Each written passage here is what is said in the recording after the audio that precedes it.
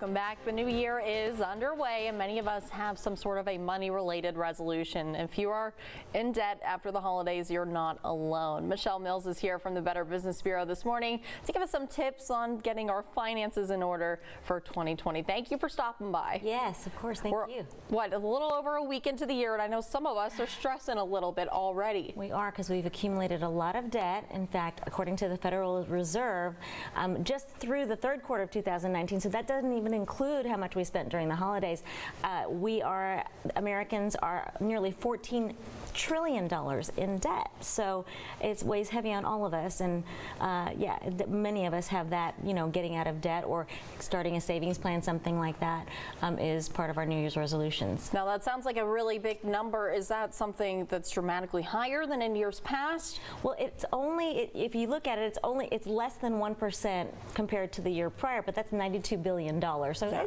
that's a lot of money. That is a big chunk and change right there. So what's the most important thing that we should be keeping in mind? So, you know, it took a while to get to that point for you to accumulate a lot of debt. So just realize that it's going to take some time to whittle that down and to start saving. So it's going to take some time and some dedication. So be patient with yourself. Don't expect immediate gratification, in other words. What's the best way to build our savings accounts in the new year? You know, the best thing is you got to have a budget, right? You need a plan. Just like when you're heading to a destination, you kind of have a route to get there. So the first thing you need to do is you need to set a budget.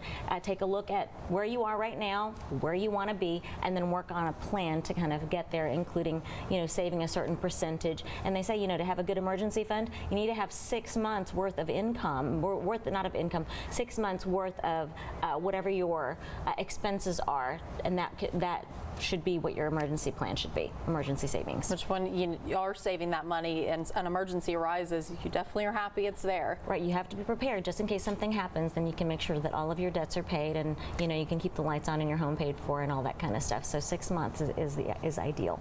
Absolutely, and it starts today. So what are some other tips to help us get our finances in order? So one thing you can do is consider transferring your balances. If you have high interest rates on a credit card, then take a look at other cards and interest rates that they might have, but just make sure you read the fine print, because we received about $9,000. BBB as a whole received 9,000 complaints on credit card companies. So do your research before you choose a credit card. Don't fall for scams. You know, many of us may be in desperate situations trying to look for a get quick, you know, get rich quick, or this, you know, investments that may sound too good to be true. Steer clear from those types of things. They probably are. And they probably are, exactly. So you want to watch out for those types of things.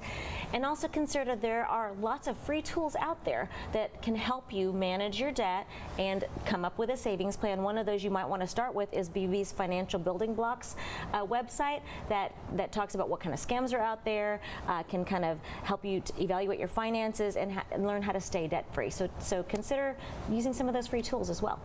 Michelle, thank you for all the great advice. If people want to find more about this, where can they read up on that? Just go to bbb.org. Easy as that.